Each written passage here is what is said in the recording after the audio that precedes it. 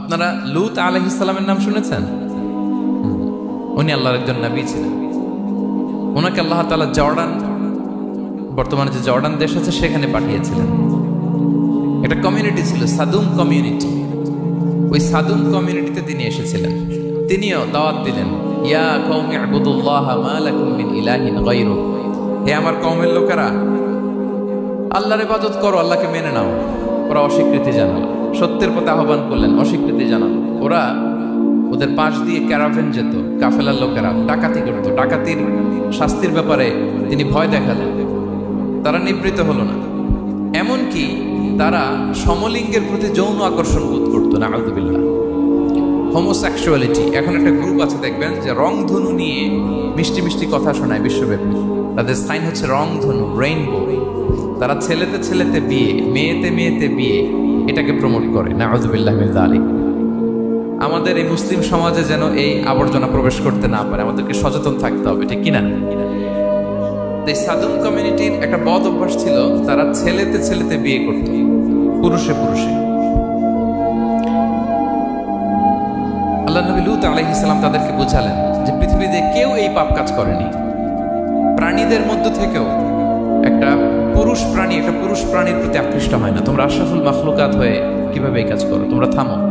তিনি নানাভাবে হৃদয় নিংড়ানো ভাষা দিয়ে দাওয়াত দিলেন, কিন্তু তারা মানল না। তারা এই পাপ কাজ করতেই লাগলো। আল্লাহ তাআলা ফেরেশতা পাঠিয়েছিলেন ওনার কাছে পুরুষের আকৃতিতে। তারা এই আল্লাহর পাঠানো ফেরেশতাদের সাথে এই অপকর্ম করার প্ল্যান করেছিল। তারা মনে করেছিল সাধারণ মানুষ, আসলে এগুলো ছিল কি? আল্লাহর ফেরেশতা। তো আল্লাহর ফেরেশতার সাথে যেহেতু এরকম পাপ কাজের চিন্তা করেছে, তার মানে দে ক্রস দেয়ার লিমিট। কি বলেন? সীমা লঙ্ঘন করে ফেলছে। আযাব, পানিশমেন্ট তাদের জন্য অবধারিত হয়েছে। আল্লাহ তাআলা শাস্তি দিলেন। কি শাস্তি দিলেন? সিম্পল। জিবরাইল আলাইহিস সালাম এসে পুরো শহরটাকে উল্টায় ফেলে দিলেন। আল জাযাউ মিন জিনসিল আমাল। যে যেরকম পাপ করে তার শাস্তি এরকম। ওরাও স্বাভাবিক মানুষের যে নেচার, এটার উল্টায় ফেলছে। কি বলেন? পুরুষ আকৃষ্ট হবে, সেক্সুয়াল অ্যাট্রাকশন ফিল করবে নারীর প্রতি, নারী পুরুষের প্রতি।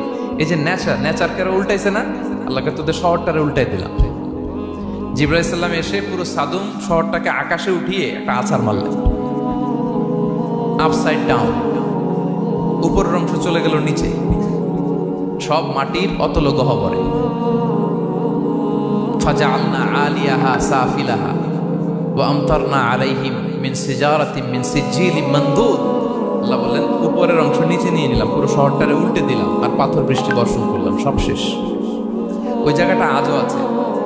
ওইটা জর্ডান এবং ইসরায়েলের সীমান্তে। এটাকে এখন বলে মৃত সাগর, আল বাহরুল মাইয়িত, আরবিতে। ইংরেজিতে বলে ডেড সি।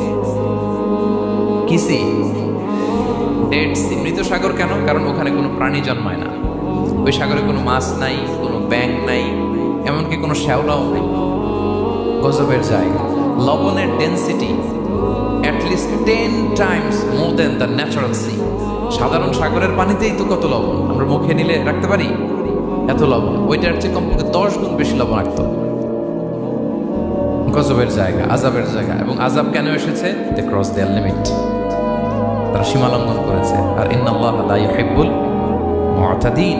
আল্লাহ তাআলা সীমা লঙ্ঘনকারীকে পছন্দ করেন না।